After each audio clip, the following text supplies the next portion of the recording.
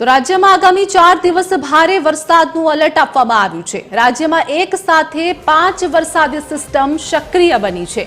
અમદાવાદ સહિત અનેક જિલ્લાઓમાં રેડ એલર્ટ જાહેર કરાયું છે।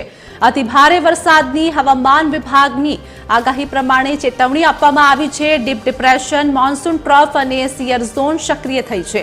તો વેસ્ટર્ન ડિસ્ટર્બન્સ અને ઓફશોર ટ્રફ પણ સક્રિય થતા અમદાવાદમાં આજે 8 ઇંચ સુધી વરસાદની શક્યતા વ્યક્ત કરાઈ છે। નર્મદા જિલ્લામાં 12 ઇંચ સુધી વરસાદ પડવાની આગાહી કરવામાં આવી છે અને આજે નર્મદા માટે અતિ ભારે વરસાદનું એલર્ટ જાહેર કરાયું છે। ડીપ ડિપ્રેશન સહિત 5 સિસ્ટમ સક્રિય હોવાથી વરસાદની આગાહી કરાઈ છે।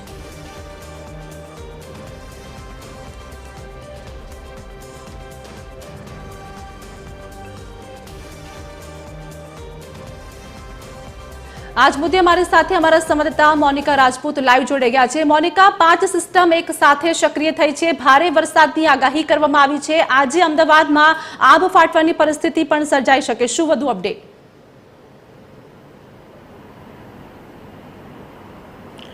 बिल्कुल थी आरती, जे प्रमाणे बात करवामां आवे तो जे प्रमाणे हवामान विभाग द्वारा आगाही करवामां आवी छे, जे गुजरात राज्यनी ज्यारे बात करवामां आवे तो 5 जेटली सिस्टम जे छे सक्रिय थई छे। वेस्टर्न डिस्टर्बन्स वेस्टर्न डिस्टर्बन्स सहित जे सियर झोन અને ડીપ ડિપ્રેશન, મોન્સૂન ટ્રફ જેવી જે 5 જેટલી જે સિસ્ટમ જે છે સક્રિય બની છે ગુજરાતમાં, જેના કારણે આજ અને આવતીકાલે જે છે ભારે વરસાદની આગાહી જે હવામાન વિભાગ દ્વારા કરવામાં આવી છે, જેમાં અમદાવાદ અને દક્ષિણ ગુજરાતનું વધુ સમાવેશ થાય છે।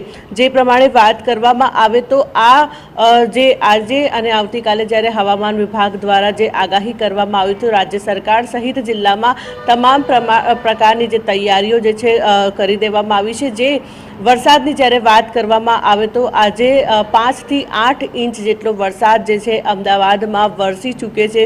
પરંતુ જે પ્રમાણે અમદાવાદની જ્યારે વાત કરવામાં આવે તો પહેલા જે વરસાદ વરસ્યો હતો અને જે અમુક કેટલીક જગ્યા ઉપર પાણી ભરાયા હતા અને 2 થી 3 દિવસ સુધી એ પાણી ઓસર્યા નહોતા, તેના ભાગ રૂપે જે છે તંત્રએ પણ જે તૈયારીઓ જે છે કરી દેવામાં આવી છે। અને સાથે જ જે આજે ની વાત કરવામાં આવે તો 147 જેટલા જે વોટર લોગિંગ જે સ્પોટ્સ જે છે તે પણ તેઓ લોકોએ જે છે જાહેર કરવામાં આવ્યા છે।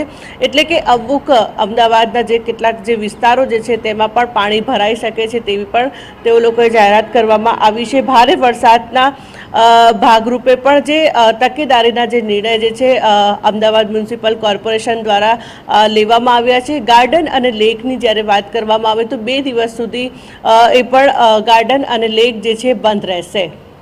जी आभार मोनिका, हमारी साथ जोड़वा बदल, समग्र माहिती आपवा बदल। तो हवामान विभागे आगाही व्यक्त करी है અને વેસ્ટર્ન ડિસ્ટર્બન્સ અને ઓફશોર ટ્રફ સક્રિય થતા 5 સિસ્ટમ એક સાથે સક્રિય થઈ છે, તેના કારણે અનેક વિસ્તારો જળમગ્ન થાય તેવી પણ શક્યતા હવામાન વિભાગે વ્યક્ત કરી છે।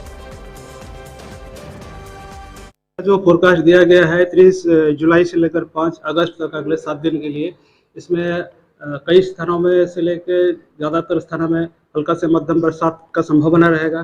इसके साथ 30 जुलाई से लेकर 2 अगस्त तक आपका heavy to very heavy with extremely heavy rainfall, साथ में एक्सेप्शनली हेवी रेनफॉल का भी वार्निंग दिया गया है। और इसमें जो थंडरस्टॉर्म वार्निंग है अगले 4 दिन के लिए थंडरस्टॉर्म वार्निंग भी दिया गया है।